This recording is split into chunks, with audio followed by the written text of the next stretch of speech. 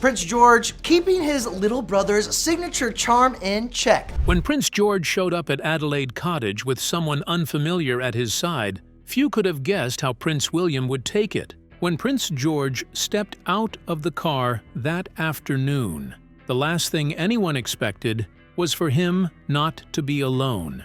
He had just returned from school, dressed in his usual navy blazer and well-polished shoes, the kind of outfit that had become routine for him at Lambrook. But this time, he wasn't walking up the steps of Adelaide Cottage alone. Just behind him, a boy about his age followed closely, wearing clothes that didn't quite fit, his sneakers old and partly torn at the sides. From the window, a staff member at the cottage froze. It wasn't unusual for George to bring something home, a stray football, a book from the school library, even stories about new classmates. But this was different. This boy didn't look like a classmate. He looked lost and unsure if he was even supposed to be there. George, on the other hand, looked determined, confident, in the small way a child can be when they believe they're doing the right thing and don't care how odd it might seem to adults. Back inside, Prince William was reviewing documents from one of his environmental charities. His morning had been full of meetings, most of them routine. He had only just changed into his weekend clothes, a soft jumper and jeans, ready to spend the afternoon with the kids. But then one of the staff stepped in. "Sir, I think you should come see this," she said gently, not wanting to sound alarmed. She didn't need to. William could already tell from her voice that something unexpected had just arrived. As he stepped out to the hallway, he saw George walking in, holding the strap of his backpack with one hand and gently nudging the other boy forward with the other. George looked up and smiled faintly. "Dad, this is Jacob," he said. He didn't have anywhere to go. William blinked. He hadn't expected that. He looked at the other boy, who stood, eyes on the floor, as if unsure whether to take his shoes off or run back outside. "Hello, Jacob," William said carefully. "Why don't you both come into the kitchen?" George didn't need telling twice. He led Jacob through the hallway like it was the most normal thing in the world. William followed, still unsure what had just happened but too curious to stop it. In the kitchen, Kate was unpacking groceries. She turned, surprised to see the unfamiliar boy standing beside her son. "George?" she asked. "Mum, this is Jacob," he repeated. "We were playing football near the side of the school grounds during break. He said he lives around there but doesn't go to school anymore. When I asked why, he said he doesn't have a home right now." Kate's eyes widened slightly as she looked from George to William. It wasn't panic, just that sudden rush of adult concern, the kind that wants to help but also needs more information. "I told him he could come with me," George added. "I thought we could help him." The silence that followed was thoughtful. William crouched down, leveling his eyes with Jacob's. "How old are you, mate?" he asked softly. 11, Jacob answered, barely above a whisper. "Same as George?" Jacob nodded. Kate stepped forward, kneeling as well. "Are you hungry?" He nodded again. Within minutes, Kate had a plate of toast and fruit laid out. George sat next to Jacob, pointing out things around the room like he was giving a friend a tour of his home. The dynamic was striking. There wasn't any awkwardness between the two boys. George wasn't treating Jacob like someone who needed pity. He was treating him like someone who belonged there. William and Kate exchanged looks. There wasn't fear in their eyes, but there was caution. This wasn't a situation they had trained for, at least not in all the parenting books or royal protocols they had studied over the years. After Jacob had eaten, William gently asked him where his parents were. Jacob's answers were simple, but enough to paint a picture. His mum had lost her job, and they had been moving from place to place, sometimes sleeping in their car, sometimes in shelters. He hadn't been to school in months. He didn't complain. He just explained it plainly, honestly, in the way a kid would. And George had listened. That was what surprised William most. His son hadn't just heard a sad story and moved on. He had listened, and he had done something about it. Later that evening, after Jacob had been given fresh clothes and was playing in the garden with George and Charlotte, William and Kate sat together in the living room. "This isn't just a one-time thing, is it?" Kate asked quietly. "No," William replied. "Not for George." He looked out the window, watching the two boys laugh as they kicked a ball around. Jacob clearly more relaxed now, smiling like he hadn't in days. William remembered how Diana had taken him and Harry to shelters when they were young. She had shown them what life looked like for people outside the palace gates. He had never forgotten that. And now, without anyone asking him to, George had done something very similar. William just watched, because deep down he knew this wasn't over yet. By the next morning, the entire mood inside Adelaide Cottage had shifted. What was once a calm home in Windsor's protected estate now carried the soft hum of something new. A boy who had come from the streets now sleeping under the same roof as the future king. Jacob had been given a clean set of clothes, a warm bed, and had been treated like he mattered. Prince George woke up earlier than usual to check if Jacob was still there. He padded across the hallway, peered into the guest room, and found his new friend still sleeping, curled under the covers, with the dog Lupo's old blanket draped across his legs. Back in the kitchen, Kate was already up. She had a list in her hand. Not a royal schedule. This was a mother's list. Clothes to buy, calls to make, things to prepare. Because even though she had been surprised by the situation, she was not unprepared. She knew what kind of home she and William had worked hard to build, and she wasn't going to let that be shaken by confusion or fear. Meanwhile, William sat outside with a mug of tea, thinking over everything. As someone who had grown up in a palace where feelings weren't always welcomed, he had spent years learning to connect with his own children in a better way. And yet, George had taken things a step further.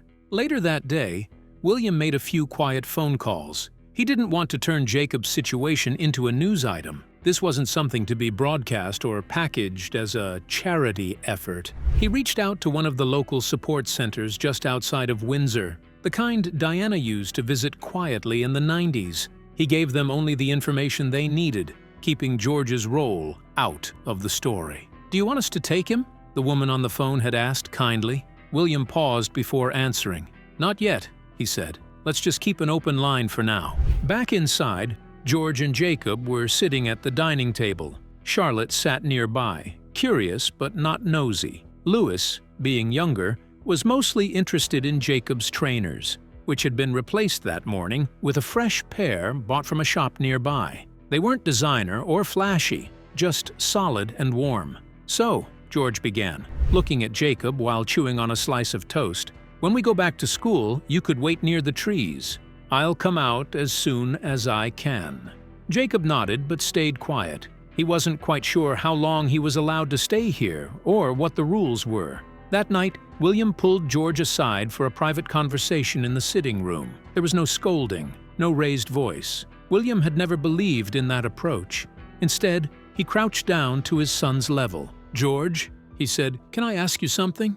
George looked up. "Why did you bring Jacob here?" There was a long pause. George's mouth twisted a little, as if he wasn't sure how to explain it. "He looked cold," he said at last, "and kind of tired. He didn't ask me for anything. He just sat there, and I didn't think it was fair." William nodded slowly. "You know," he said gently, "you did something very brave, but you also did something big, something that comes with responsibility." George looked uncertain now. "Did I do something wrong?" "No," William said quickly. "You didn't do anything wrong. You did something I admire, but I want you to understand what comes next. Jacob's life isn't like yours, and he might need things we can't give him ourselves, but that doesn't mean we walk away." George nodded. He didn't have all the answers, but he understood enough. "I want to keep being his friend," he said. "You can," William replied. "We just have to find the right way to do it." That evening, Kate found William standing by the garden window again. Jacob and George were tossing a football between them. There was laughter, light, careless, like kids should be. "Do you think we're doing the right thing?" Kate asked softly. "I think we're doing the only thing we can," William answered. Over the next few days, Jacob stayed with them just as someone who belonged for now. William arranged for regular check-ins with the local council and child services. They were discreet, careful not to alarm Jacob or treat him like a case. Kate took on the softer details, meals, helping Jacob feel comfortable, making sure he had the same kinds of small joys the other children did. She even asked their favorite housekeeper to add his name to the breakfast tags.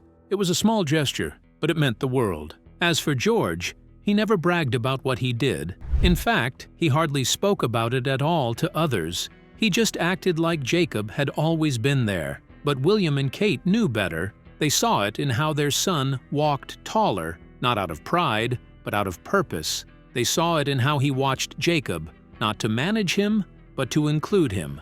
And they saw it in how their home had become more alive, more open, more real. Still, they both knew this moment wouldn't last forever. Something was coming, and when it did, the world outside the gates might finally catch on to what was happening inside. The following Wednesday, the family had managed to keep Jacob's presence quiet, but that kind of privacy never lasted long in royal life, even for someone like William, who had spent years building barriers between the public and his personal world. Nothing stays hidden forever. That morning, George and Jacob were playing in the garden when a royal staff member approached William with an iPad in hand. "It's starting to spread, sir," she said. "A local posted something yesterday. Said she saw a second boy walking into the cottage with Prince George last week. Didn't name names, but people are asking."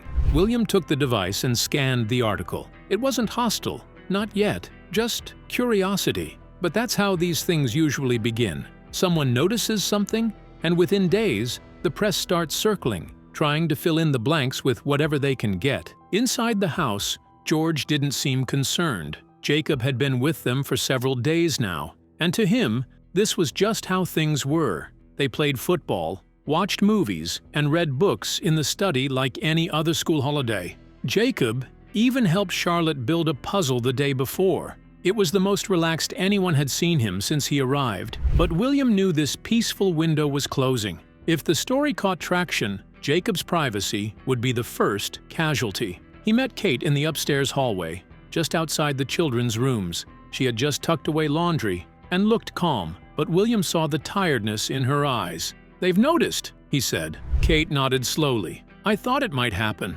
We need to get ahead of it, without making Jacob feel like he's being taken away," she added. That was the challenge. For days, they had managed to give the boy normalcy, something he hadn't had in a while. Any sudden shift would make him feel like he was being passed around again. Later that evening, William sat with George and Jacob in the drawing room. A fire was going, and both boys had been flipping through an atlas, pointing out countries they wanted to visit one day. William waited for a pause in their conversation, then spoke. "Jacob," he said gently, "can I ask you something?" Jacob looked up. "How would you feel about us finding a place nearby for you and your mum? Something safe, where she can get back on her feet and you can stay in school?" Jacob didn't answer right away. He closed the book and stared down at the cover. "I don't want to leave," he said. "Not yet." George glanced at his father, clearly nervous now. "Can't he just stay a bit longer?" William looked between them. "This is about giving him and his mum a chance to start fresh. But we'll only do what feels right, I promise." Later that night, William placed another call, this time to a local housing support unit that worked with families in crisis. He wanted options, places close enough for visits, schools nearby, services ready to help, but all handled respectfully and without publicity. Meanwhile, Kate gently began preparing Jacob for the possibility of change. She did it the way she always approached big moments, with kindness and small steps. She made sure Jacob knew he could talk to her, that nothing would happen suddenly, and that George would still be part of his life, no matter what. But then,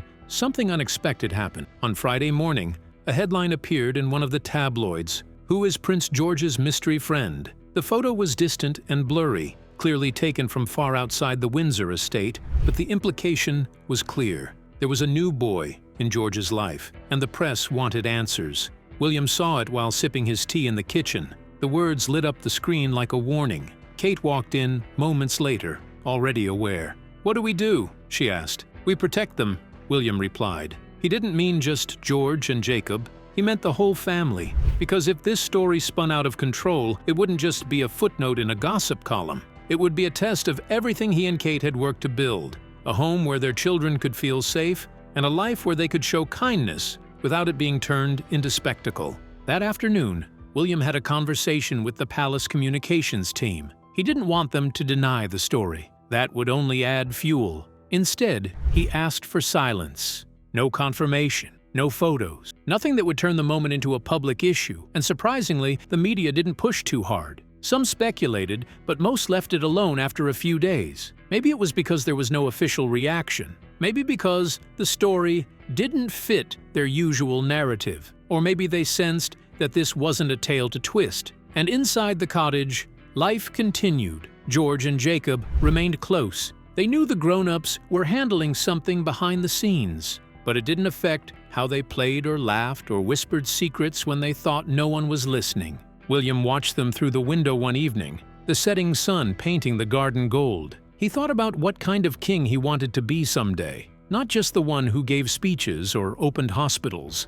but the kind who raised a son, who knew how to care, who acted even when it was inconvenient, and who didn't wait for the cameras before doing what was right. Still, things were changing. Jacob wouldn't be with them forever. But none of them knew just how quickly the next turn was coming. The call came late on a Sunday afternoon. Jacob's mother had been located. She had been in a nearby town, staying in a shelter after leaving a difficult situation. Her phone had been stolen, which was why she hadn't been able to reach her son for days. She had been looking for him, checking with support groups, and even walking through the area near Lambrook School in hope. When the social worker told her where Jacob was and who had been looking after him, she reportedly burst into tears. Prince William took the call himself. He stood in his home office, one hand resting on the back of the chair, the other holding the phone tightly as he listened to every word. "Yes," he said calmly, "we've made sure Jacob has felt safe and looked after. And yes,